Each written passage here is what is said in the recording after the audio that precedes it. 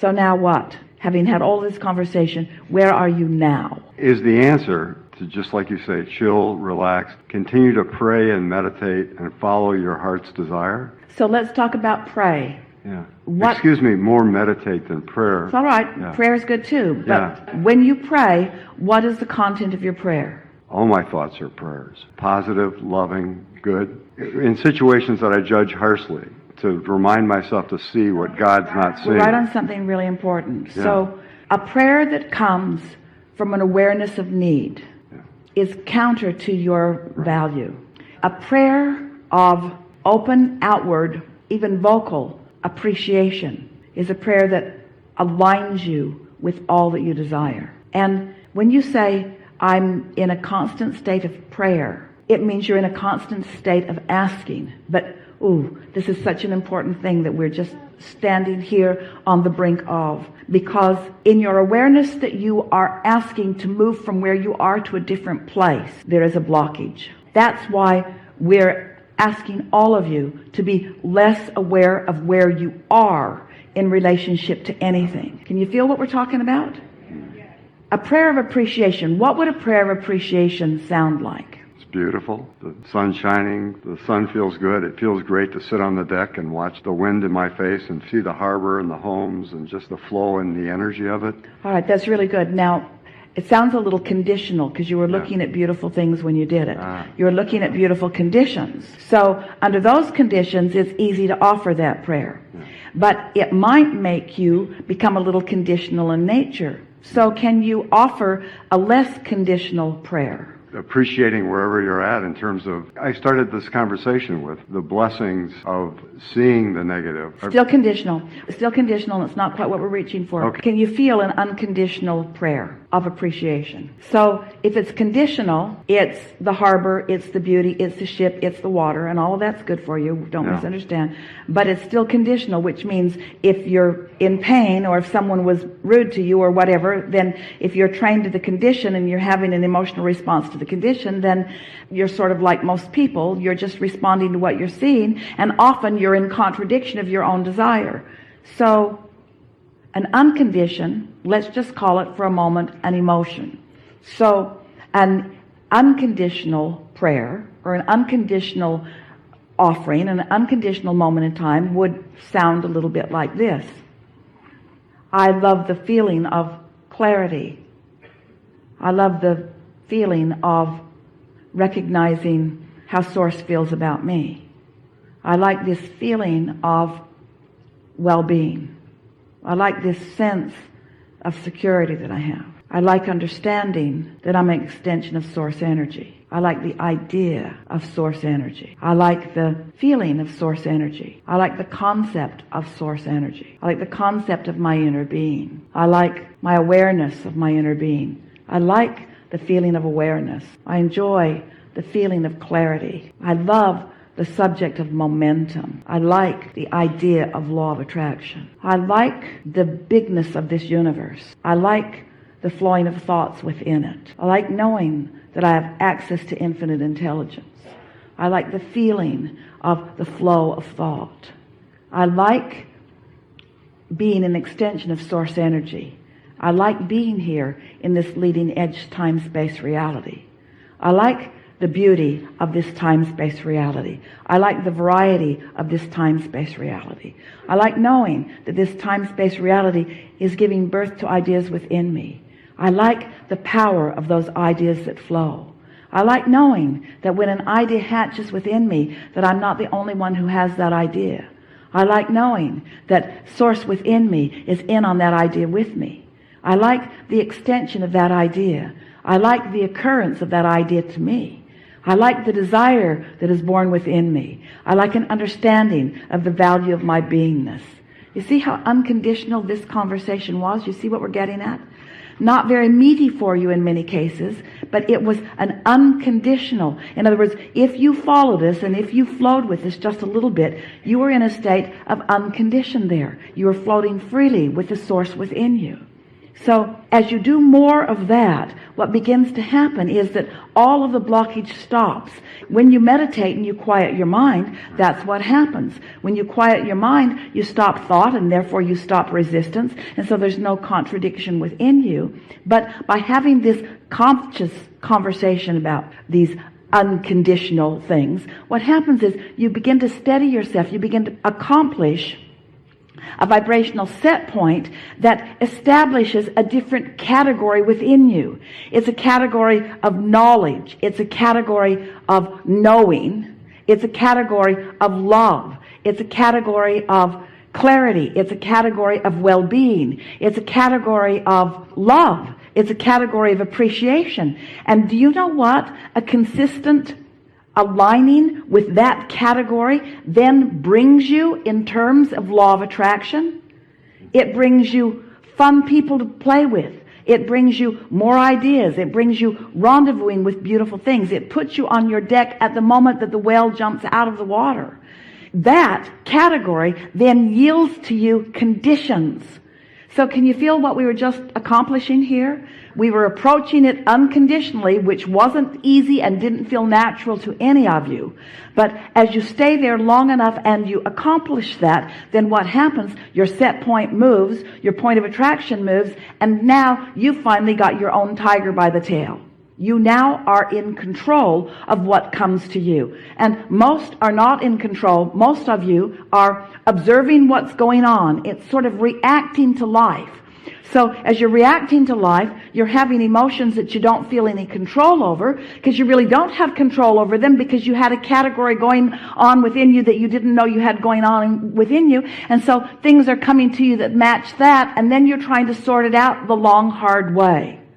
So what this conversation was about proactively, in advance, pre-paving your vibration in order to accomplish your point of attraction before it comes.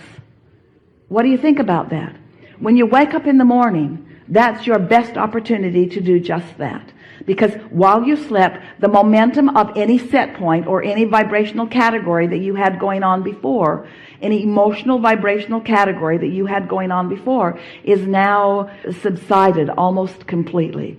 And so as you sit offering your prayer of unconditional appreciation, can you hear what we're guiding you to? Because if it's a conditional appreciation, there's a trap in it, because every subject is two subjects. And so you think you're appreciating your children, but you might be more worried about them than you are appreciating. You might think that you're appreciating abundance, but you might be more worried about not enough abundance than you are about abundance. So by approaching this unconditionally, you have a much better opportunity to establish your vibrational set point, and then your day will revolve around this vibration, which is your point of attraction, that you then can observe. And then after a while, your observation fuels what you do want. And that's really what you intended when you came into this physical time-space reality. You knew that there was enough that would inspire you to desire, but you didn't plan on getting so stuck in step one. We're happy to have had this conversation. We're happy that as many of you as did enjoyed it.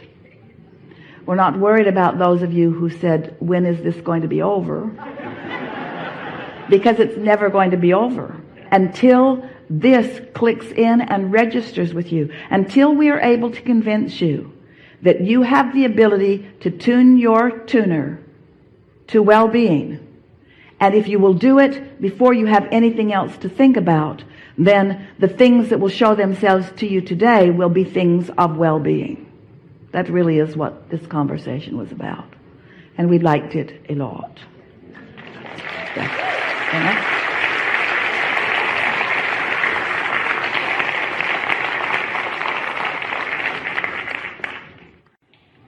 And are you refreshed? Good. Now what? Thank you. Yeah. Hello, Abraham.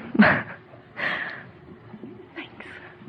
My question today is, I've been studying a lot of entrepreneurial, successful achievements, all those kind of seminars, and I'm a bit confused with many of the successful teachers and gurus of personal development and success say that success is on the other side of your comfort zone. You know, they say things like, we must do things that are uncomfortable in order for us to grow and learn. I just wanted to ask, how does this fit in with the path of least resistance and following our bliss and only doing things if they feel good? It doesn't.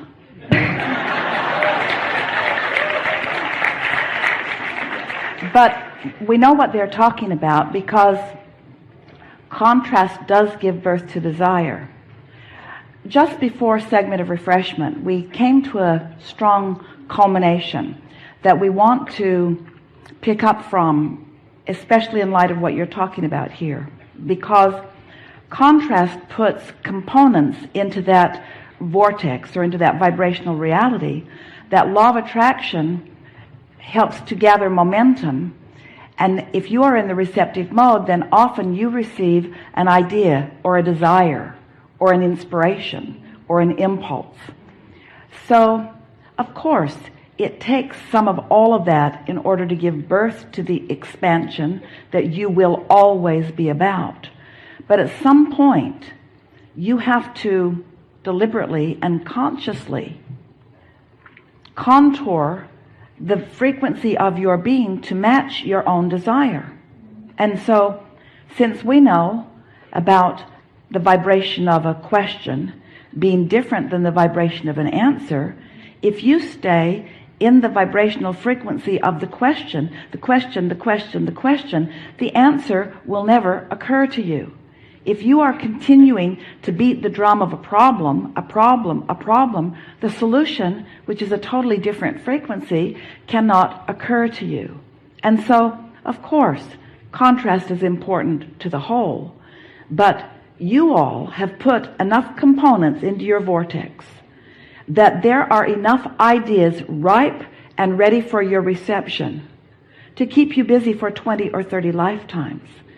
So the idea that one must struggle or one must strive or one must push through the uncomfortable in order to be comfortable is really going about it the hard way, because well-being is dominant. Sometimes by persevering even under uncomfortable conditions and things still turning out well, it can in time cause you to sort of relax and realize that it's going to be all right. But it is a mediocre and very slow way of moving forward, and it isn't what you intended. You are genius creators who know about energy, who know about vibration, who have the ability to focus your thoughts in a direction that allow you the maximum benefit. And it is our promise to you that once you have launched a desire and you are moving forward in any moment and feeling uncomfortable in that moment, you've pinched yourself off from your true resources and from your true ability to receive the right impulse at the right time. Mm-hmm. Okay. For example, I'm writing a book right now, and my mentors who are working with Bob Proctor, he shared the stage with you on The Secret. He's all about trampling the terror barrier, breaking through, doing things that you would not normally do in order for you to grow. So if we don't do those things, if I don't go into the doing things of things, I just feel and I just meditate every day and I think about what I want, my outcomes. If I don't go and do those uncomfortable things, I feel like I'm not getting anything done. You see, don't misunderstand. We're not saying don't do them. We're saying do the meditating, do the aligning, do the getting in the receptive mode until you are a receiver of the inspiration, and then follow through with your action on the inspiration that you've received. We're talking about aligning and being inspired to the action rather than pushing yourself from your awareness of what you don't want. Okay. This teacher does not know the secret.